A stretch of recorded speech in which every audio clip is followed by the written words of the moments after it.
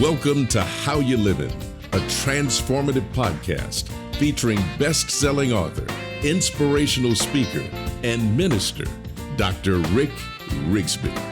And now, Dr. Rick.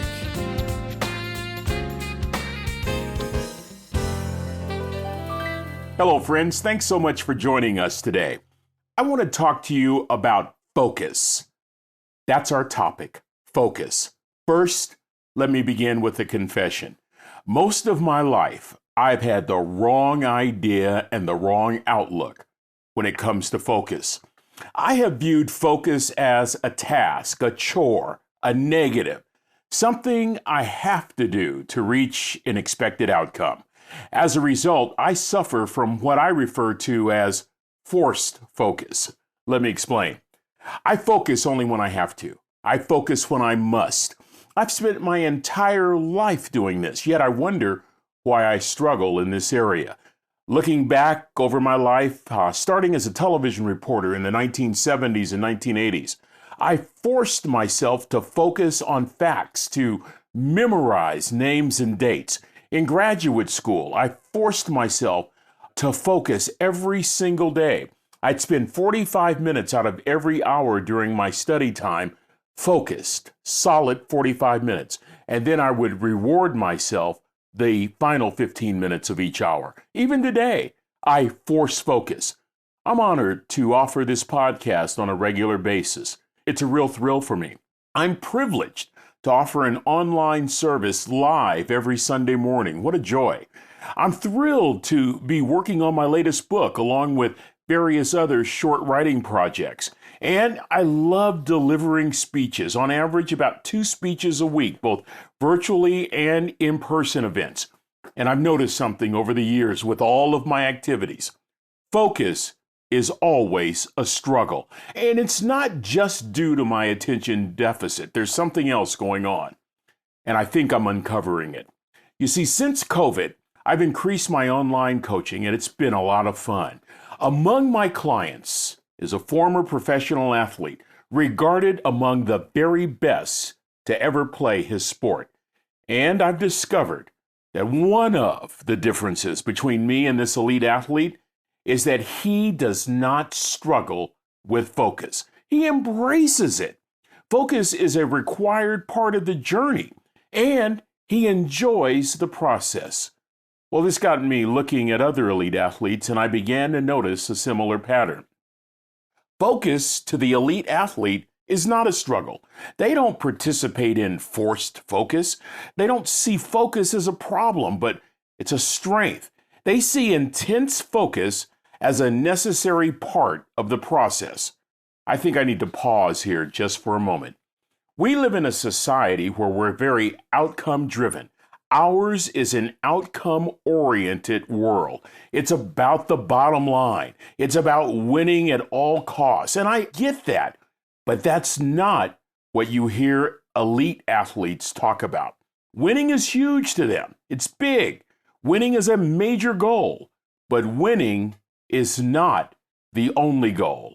A major part of success is enjoying the climb, the grind, learning to enjoy the process. As many of you know, I spent years privileged to be part of the football coaching staff at Texas A&M University. I was the life skills coach, a character coach, if you will, as well as chaplain. And I have heard coaches say 100 times, we have to get our players to commit to the process, to believe in the process. That way they'll enjoy the process. And when they do, the results will be easy to predict. Committing to the process. You know, friends, I'm realizing that this is the great payoff for elite athletes. Winning becomes icing on the cake. Vince Lombardi's opening speech to his new 1959 Green Bay Packer team is legendary. He said these words, "Gentlemen, we shall relentlessly pursue perfection, knowing full well we'll never catch it, but we shall relentlessly pursue perfection, and in the process, we'll catch excellence." Friends, this statement is not about achieving perfection. Perfection, though highly unrealistic, is an outcome. This statement is about the focus required to remain committed to the process. If you're dedicated to the process, Lombardi believed the excellence would come, the wins would come, and so would learning to enjoy the journey. A current example of this is found in U.S. Olympic figure skater Nathan Chen. The 2022 Winter Olympics in Beijing are underway during the recording of this podcast episode. Let's go back a few years. It was back in South Korea during 2018 that we first heard of Nathan. He entered the Olympics highly favored and didn't do too well. He did not even receive a medal. So he goes back home to Salt Lake and he commits to working harder. But the Yale University student did something else. He challenged his existing mindset. Nathan has spent the last 4 years improving and winning.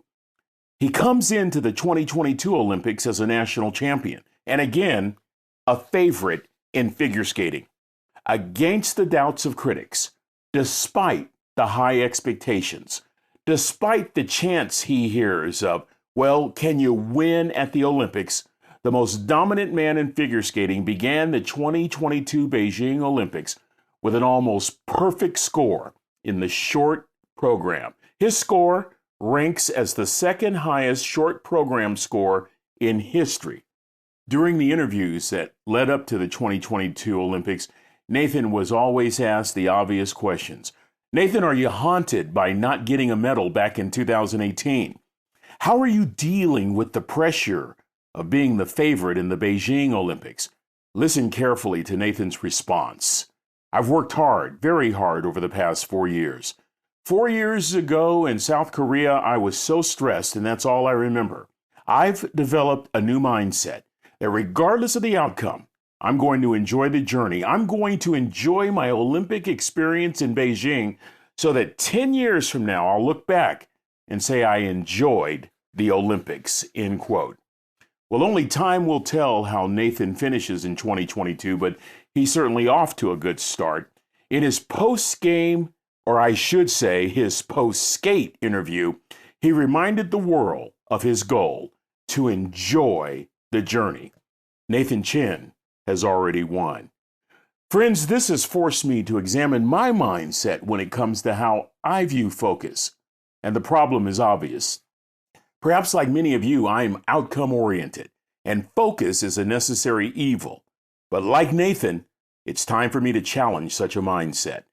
My curiosity about truly elite athletes results in one formidable conclusion. Excellence focuses on the process of achievement rather than the outcomes. Focus experts note that the process demands you take a lofty goal, break it into smaller, manageable goals, focus on the details required to achieve those small goals, and the results is you'll experience fulfillment all along the process. You'll actually begin to enjoy the experience. The late Kobe Bryant talks about this in his book titled The Mamba Mentality, How I Play the Game. Kobe mastered every aspect of his game, from legendary midnight workouts after games to massive film study. Kobe said that he not only wanted to train his body, but his mind as well, by focusing on everyday detail in his daily life. Kobe said the only way he could grow greatness on the court was to increase his focus off the court. Listen to his words. By reading, by paying attention, by practicing and practicing and practicing, by working and working and working, I strengthened my focus. I strengthened my ability to be present and not have a wandering mind. An example of this is found in Kobe's cardio training. Kobe once said he could run all day long, and that was important. In order to play basketball, you've got to be in great shape. As a result, his cardio focused on one thing: recovery, the time it takes to recover between sprints. Kobe's reasoning: basketball dictates short bursts. You run as fast as you can, and after a moment to recover, you burst again. Kobe wanted to make sure that he was always ready for the next burst. Well, I've been thinking about Nathan Chen. I've been thinking about Kobe Bryant. I've been thinking about what these elite athletes can teach us about the ability to focus. And I close with 2 takeaways. First, Remember I mentioned that Nathan challenged his existing mindset and began the work of moving from stress to enjoyment? We can do the very same thing. I want you to think of a goal right now that you want to accomplish. For many of us, the thought of accomplishment stresses us out. But let's challenge that stressed mindset, deepen our focus on the details in the process, and learn to enjoy the journey. The second takeaway, I learned from reading about Kobe Bryant that he never separated playing basketball from the other areas of his life. Rather, Kobe challenged himself to improve all areas of his life, both on and off the basketball court. This required developing an appreciation for focusing. In his words, focusing, quote, on every single detail in my life. This taught my mind not to wonder, end quote. Friends, I've started practicing these two takeaways. Focusing on details to move from stress to enjoyment, total focus, challenging my mind not to wonder. I've discovered that executive coach Robin Sharma is right. We are easily distracted. But if we conscientiously and intentionally focus on the details of the process, not only will our probability of task completion increase, but our enjoyment of the journey will intensify. I've challenged a deeply rooted paradigm in my life. Friends, I no longer view focus as a negative. Rather, intense focus is a powerful, positive, proactive energy in my life that allows me to commit to the process and enjoy the journey. Well, that's going to do it for this episode. Until we meet again, this is Dr. Rick, asking the most important question I can ask. How you living? Are you ready to make an impact in your world right now? Do you want to stop existing and start living your best life right now? Dr. Rick wants to give you the first chapter of his best-selling book, Lessons from a Third Grade Dropout, absolutely free. Just go to www.rickrigsby.com/free gift to get the print or audiobook right now. This is thepodcastfactory.com.